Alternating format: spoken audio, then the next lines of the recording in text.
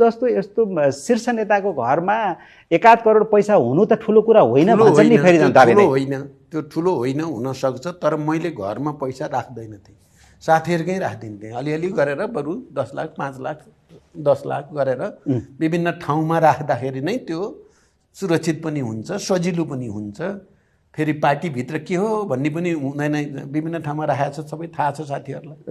त्यस्तो पारदर्शी हुन्छ। त्यस्तो एउटा लेभलसम्म त पारदर्शी हुन्छ नि त।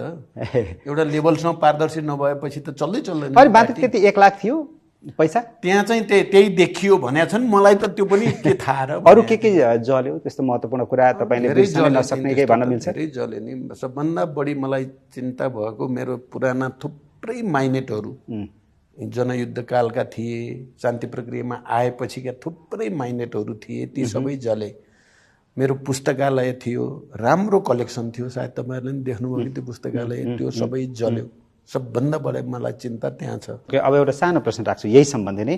गङ्गादालजीको घरमा एकजना शव भेटियो, त्यो पैसाको झोला नै समाएको शव त्यस्तो भेटियो भन्ने पनि एकदम ठुलो हल्ला चल्यो। यसको वास्तविकता के हो? अब त्यसको त अहिले अनुसन्धान भइराखेकै छ, तर अनुसन्धानमा हामीले राज्यलाई सक्ने सहयोग गरिराखिया छ, गङ्गाहरूले पनि गरिराखेकै छन्। अब त्यो के हो भन्ने सबै अनुसन्धान भएर ठ्याक्कै पुष्टि त भएको छैन। केही पैसा थियो होला त्यहाँ भन्छु मैले, पैसा त पक्कै थियो होला। मैले अहिले भने नि एउटा प्रतीकात्मक भने नि, पैसा मसँग भयो नि, कोही यहाँ कोही त्यहाँ अलिअलि गरेर राख्ने सन्दर्भमा त्यहाँ नि पुग्या थियो पनि होला। मैले सोध्या त छैन यसरी। तर अब बडो दुःखद कुरा त्यो, हामी यसै पनि घर जलेको, देश जलेको र सबभन्दा बढी मैले अलि भने नि म सबभन्दा बढी भावुक भएको सिंहदरबार जल्दा